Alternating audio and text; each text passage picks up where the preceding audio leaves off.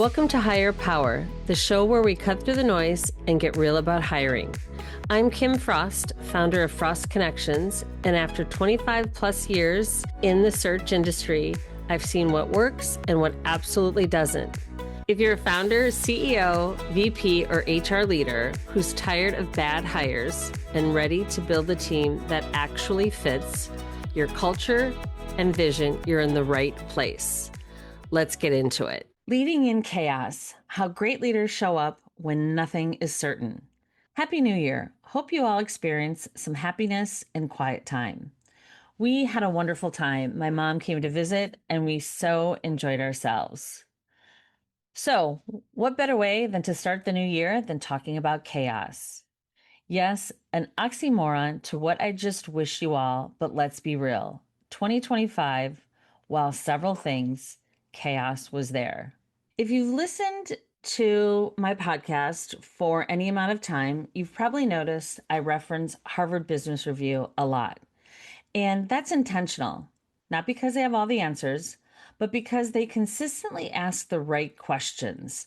I admire the thinking, I learn from the topics, and often they spark what gets me reflecting on what I'm seeing every day in the real world with leaders, teams, and companies navigating real pressure. With that being said, true to form, one recent HBR article did exactly that. It got me thinking, not just about leadership theory, but about leadership practice. Specifically, how great leaders show up when things are uncertain, messy, and chaotic. Chaos, uncertainty, noise, pressure. They're all real. We're all facing it. And here's the truth no one really says out loud. Your team doesn't need you to have all the answers, but they do need you to lead. Because in uncertain times, everyone is watching the leader, not for perfection, but for clarity, steadiness, and conviction. So today I want to talk about how great leaders lead in chaos and why courage isn't some personality trait you're born with. It's a muscle, and it can be built, and it has to be exercised often. Chaos reveals the leader. Let's start here. When things are calm, leadership can hide behind progress, org charts, and momentum.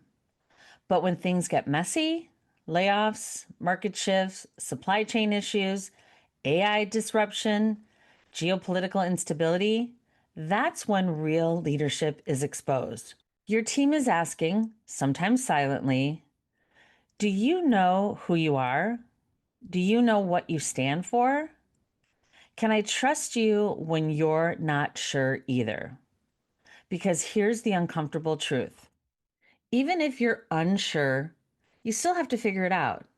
There's no fake certainty, no bravado, no direction. So here we go. A step-by-step to help you be that great leader through chaos. Step 1, create a positive narrative. This comes straight out of Harvard Business Review, but it shows up everywhere in great leadership literature. Courage starts with the story you tell yourself. Who am I? Why am I here? What do I stand for? And of course, I did a fantastic podcast on the power of storytelling. If you didn't listen to it, check it out. It was probably one of the best, well-received podcasts I did last year. Okay, and this is a perfect time to ask those questions. Beginning of the new year, as we envision what we want this year to look like. And yes, I'm a huge believer in envisioning what you want. That internal narrative matters more than the speech you give your team. Purpose and identity drive action. We've seen this in whistleblowers like Frances Haugen. Side note, Frances is that American data scientist and whistleblower famous for leaking the internal Facebook documents in 2021, revealing the company knew its algorithms promoted extremism and misinformation, but prioritize profits over safety, harming, especially teams. That's who she is. She acted at great personal risk because her values were clear. We see this in military leaders, founders, and CEOs who don't wait for the perfect information. They anchor to principle. If you don't define your narrative, chaos will define you. Step 2, cultivate confidence and humility. Yes, another podcast. So let's clear something up. Confidence is not pretending you know everything. It's believing you can handle what comes next. Great leaders build two types of confidence. One, task specific confidence. This is actual expertise, competence, reps. And then two is generalized self efficacy. The belief that I can figure this out. Heck, that's how a lot of leaders got where they are today, but that alone won't do it. Psychologist Albert Bandura wrote extensively about this, and it shows up in leaders who say, I don't have the answers yet, but I trust our ability to get there. The key, confidence without humility becomes reckless. Humility without confidence becomes paralysis. Leadership lives between that balance of confidence and humility.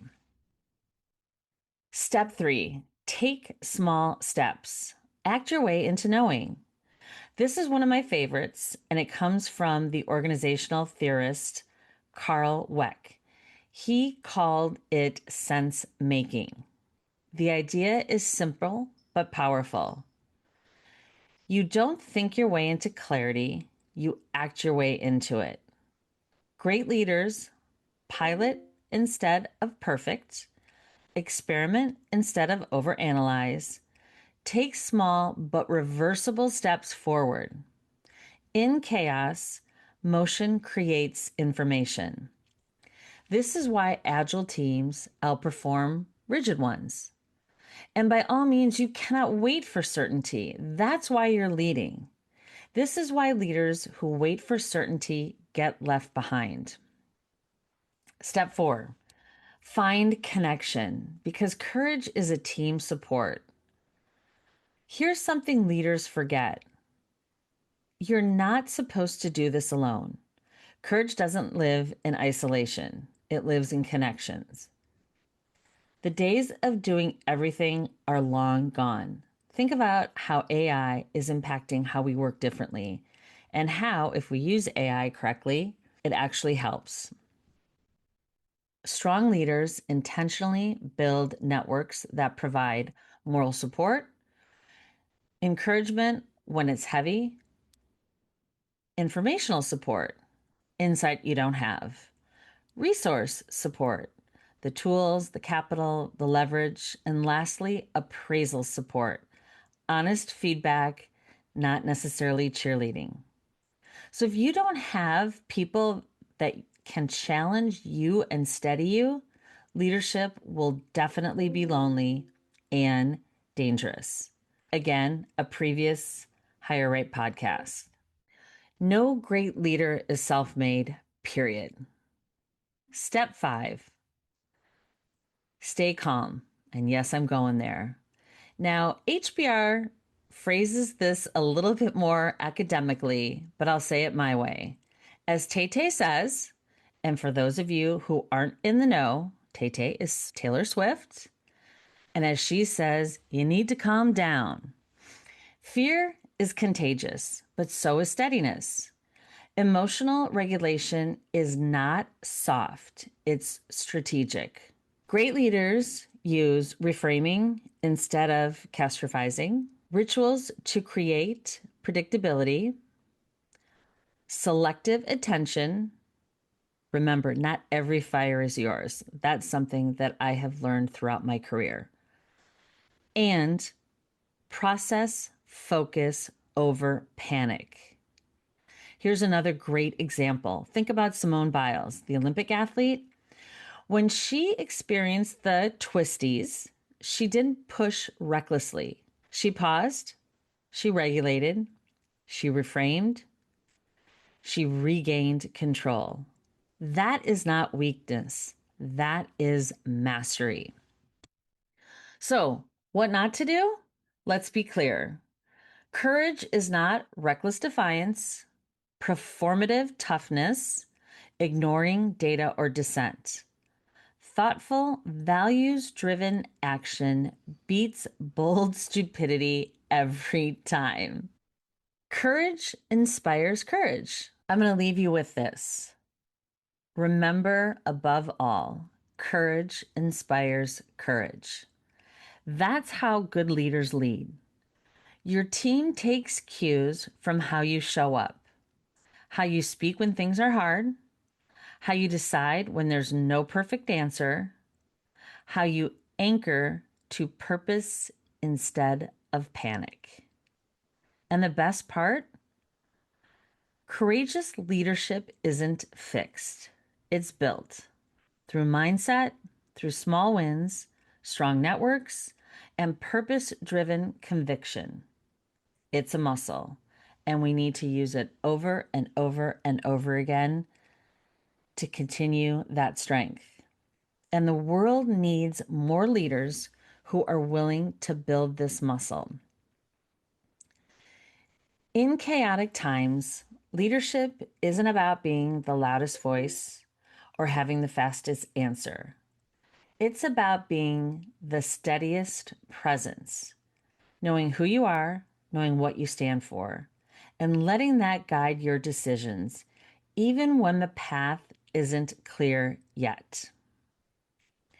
Courage isn't a personality trait either. It's a practice built through small, thoughtful actions, strengthened through connections, anchored in purpose. And remember, your team doesn't need perfection. They need clarity, consistency, and calm.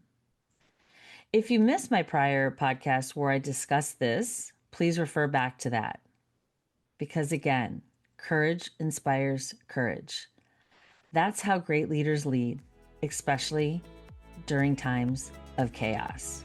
That's it for this episode of Hire Power. If you're ready to hire smarter, connect with me at frostconnections.com or at LinkedIn at Kim Frost. And if you've got something to say about today's episode, follow the show and share it with someone who needs to hear it. Until next time, hire smart, lead better, and remember, how you hire is who you become. See you next week. No fluff, just better hires.